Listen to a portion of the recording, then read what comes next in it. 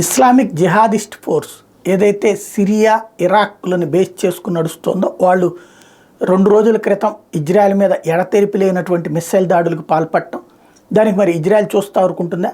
Reverse attack చేసింది. సిరియాలో ఉన్నటువంటి కీలకమైనటువంటి వాళ్ళ స్థావరాలు. సిరియా అనేది ఒక దేశం.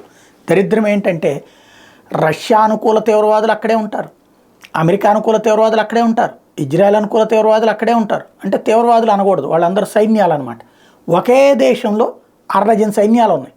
అందులో ఒక్కటి మాత్రమే సిరియన్ సైన్యం, మిగతా అన్ని వివిధ దేశాల సైన్యాలు. ఒక్కొక్క ప్రాంతం మీద ఒక్కొక్కడికి ఆధిపత్యం, కానీ అదొక దేశం. అదే విచిత్రం. మనకు కూడా కనుక ఆ రోజున వల్లభాయ్ పటేల్ లేకపోయింటే హైదరాబాదులో ఒకటి, కేరళలో ఒకటి, ఇట్లాగా అనేక దేశాలు ఉండే. మన దేశంలో మనమే కొట్టుకు సచ్చేటట్టు చేద్దాం అనుకున్నది బ్రిటిష్. పటేల్ గారి పుణ్యమాని బతికిపోయాం. సిరియాలో ఇప్పుడు అట్లాగా 60 ఉంటే, ఏదైతే ఇప్పుడు సిరియాకి సంబంధించినటువంటి ఆ ఫోర్సెస్ ఉన్నాయో వాటి మీద, అంటే రష్యా అనుకూల బృందం ఇజ్రాయెల్ మీద అటాక్ చేసింది. దానికి రివర్స్ అటాక్ ఇజ్రాయెల్ అదే స్థాయిలో చేసింది, తీవ్ర స్థాయిలో విరుచుకుపడింది, మిస్సైల్స్ అటాక్ చేసింది. అయితే మిస్సైల్స్ని దారిలోనే దెబ్బతీసామని సిరియా చెప్తుంది, మరొక వైపు తమ ప్రజలు చచ్చిపోయారంటుంది. 2 ఎట్టా సాధ్యం? వీళ్ళు మధ్యలో కట్టారు, కానీ కొన్ని వచ్చి పడ్డాయి. దాని ఇంపాక్టే అక్కడ పెను విధ్వంసం సంభవించింది.